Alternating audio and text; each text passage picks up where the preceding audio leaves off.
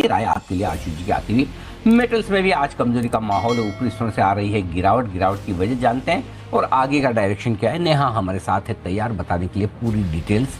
नेहा बताएं।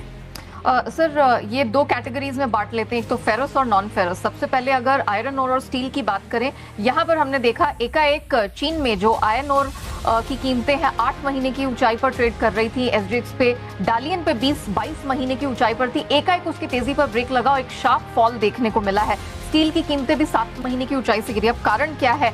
सबसे बड़ा कारण तो यही निकल कर आया है कि चीन के तंगशान और हंदान जो कि टॉप स्टील प्रोड्यूसर्स में से आ जाते हैं, वहां पर चीन की सरकार ने उनके उत्पादन पर रिस्ट्रिक्शन लगा दिया है। बहुत भारी प्रदूषण वहां पर हो रहा है, जिसको देखते हुए उन्होंने उनकी कैपेसिटी 30 से 50% तक रिड्यूस करने को कह दिया है। और यही है कि स्टील मिलों की अब कमजोर डिमांड आएगी, तो उसके चलते, उस घबराहट के चलते आयरन ओर की कीमतें हमने घटती देखी हैं। अगर बंदरगाहों की बात करें, पोर्ट्स की बात करें, तो वहां पर इन्वेंट्रीज ऑलमोस्ट 5 महीने के हाईस पर चली गई हैं। तो ये तो बड़े फैक्टर्स रहे जिसकी वजह से हमने आयरन ओर और स्टील की कीमतों को गिरते हुए देखा। बात है बेस मेटल्स में, वहां पर हमने पिछले हफ्ते बहुत भारी प्रेशर देखा। आज भी एक छोटे दायरे का ट्रेड है, कमजोरी ही दिखाई दे रही है।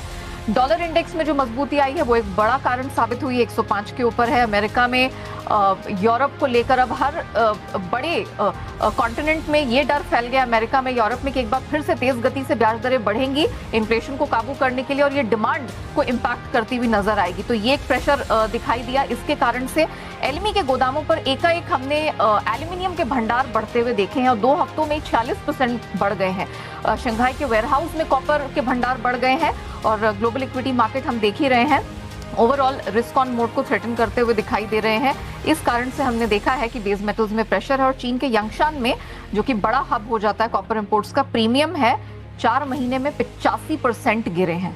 तो ये कुछ फैक्टर्स हैं जिसकी वजह से हमने देखा प्रेशर आया है। और इसी के मद्देनजर आज ही सिटी रिसर्च की एक रिपोर्ट आई है जो थोड़ा सा डराने वाली है।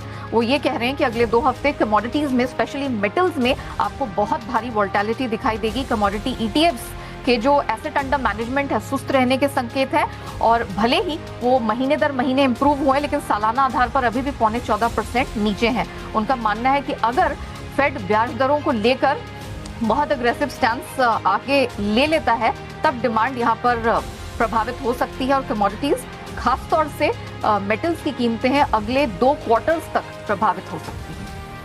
अगले 2 क्वार्टर तक ये सुस्ती बनी रहेगी। एग्जैक्टली। अगर फेड यहाँ पर बहुत अग्रेसिव स्टैंस ले लेता है और कहता है longer for hire, hire for longer, या सो ऐसी स्थिति में हो सकता है जिसका डर ओवरऑल दिखाई दे रहा है। बिल्कुल। और इस समय स्टॉक्स भी वैसी ही आपको कमजोरी दिखा रहे हैं। वेदांता और जेएसडब्ल्यू स्टील आज दोनों पर सेल कॉल्स भी आई हैं वागले साहब की तरफ से और हिमांशु जी की तरफ से ओपनिंग पर, और हम देख भी रहे हैं वहाँ पर परेशानी बनी हुई है। वागले साहब, जेएसडब्ल्यू स्टील तो बेचा ही है, एक बार टाटा स्टील भी देख लें सर, इसके लिए अब क्या राय बनती है? सर पूरा मेटल स्पेस ही मेरे हिसाब से वीक है। टाटा स्टील की वीक है, कोई एक्सेप्शन नहीं है, लेकिन थोड़ा सा बेचना है तो बाउंस बैक वेट करके बेचे। 108-110 ये रेंज सही होगी, लेकिन मुझे नहीं लगता टाटा स्टील 114 के ऊपर शॉर्ट टर्म में अगले कुछ हफ्तों में जाएगा। ऑन द डाउन साइड ये 100 तक तो जा ही सकता है और अगर वो टूट गया तो फिर 95 का इसका अगला टारगेट। तो यहाँ पर 95 तक की गिरावट का रास्ता खुलते हुए दिख रहा है टाटा स्टील। ये राय आपके लिए आती हुई।